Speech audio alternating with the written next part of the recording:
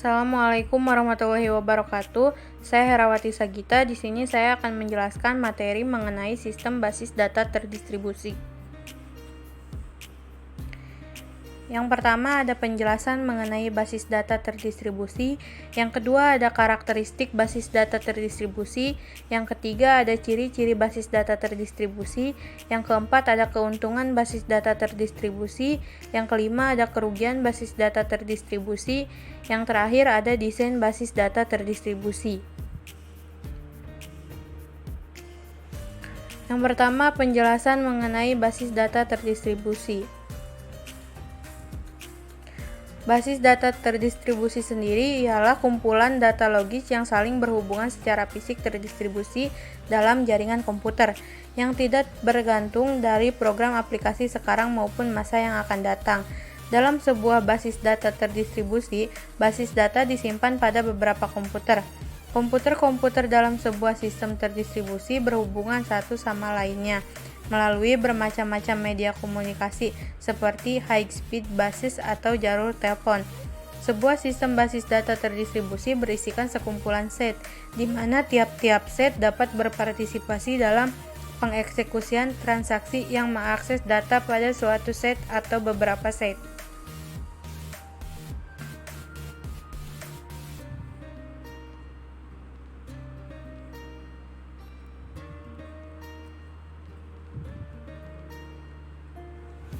Yang kedua ada karakteristik basis data terdistribusi, yaitu yang pertama koleksi logika data yang digunakan secara bersama-sama. Yang kedua, data ini dibagi menjadi beberapa fragmen. Yang ketiga, fragmen mungkin memiliki salinan atau replika. Yang keempat, ada fragmen atau replika yang dialokasikan untuk digunakan. Selanjutnya, setiap situs yang terkait dengan jaringan komunikasi. Data disimpan di setiap situs di bawah pengawasan DBMS. DBMS pada setiap situs dapat mengatasi aplikasi lokal otonom. Setiap DBMS berpartisipasi global yang setidaknya satu aplikasi.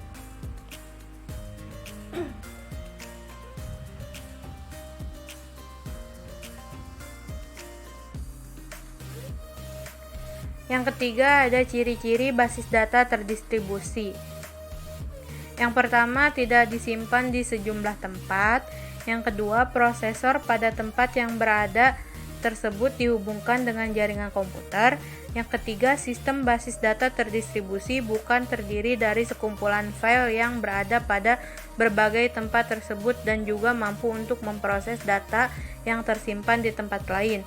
Yang terakhir ada setiap tempat secara mandiri pemrosesan permintaan user yang membutuhkan akses ke data di tempat tersebut dan juga mampu untuk memproses data yang tersimpan di tempat lain.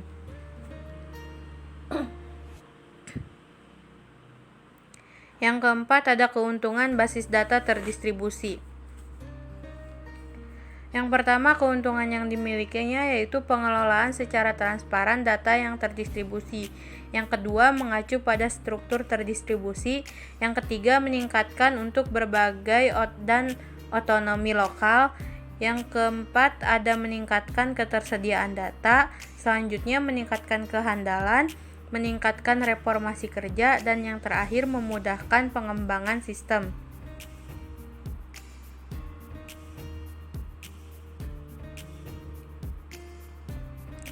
Yang kelima ada kerugian basis data terdistribusi.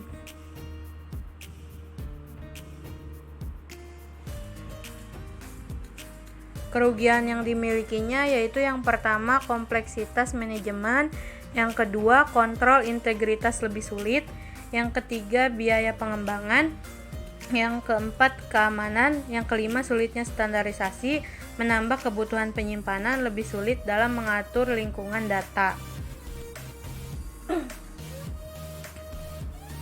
Selanjutnya yang keenam ada desain basis data terdistribusi, yaitu perancangan basis data terdistribusi memerlukan serangkaian proses analisis dan desain. Termasuk di dalam pemrosesan ini adalah analisis kebutuhan beserta proses-proses perancangannya, yaitu desain yang secara konseptual bersamaan dengan desain-desain tampilan informasi, desain distribusi yang melibatkan pengaturan pembagian data, dan kemudian desain fiksi atau gambar. Yang selanjutnya, desain tersebut dibagi menjadi dua, ada replikasi, ada fragmentasi.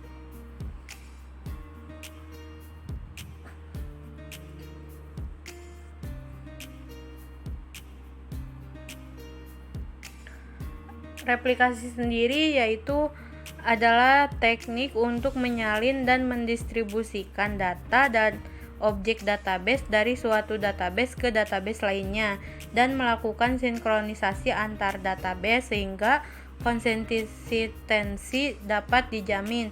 Dengan kata lain, yaitu yang pertama, sistem ini mempertahankan copy atau tabel data duplikat. Yang kedua, setiap salinan disimpan dalam node yang berbeda, yang artinya menghasilkan replika data.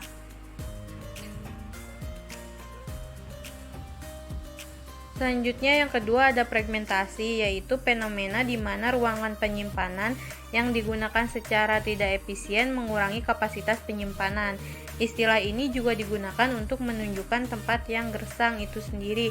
Dengan kata lain, yang pertama, data dalam tabel diurutkan dan didistribusikan ke sejumlah fragmen. Setiap fragmen disimpan di sejumlah simpul yang berbeda.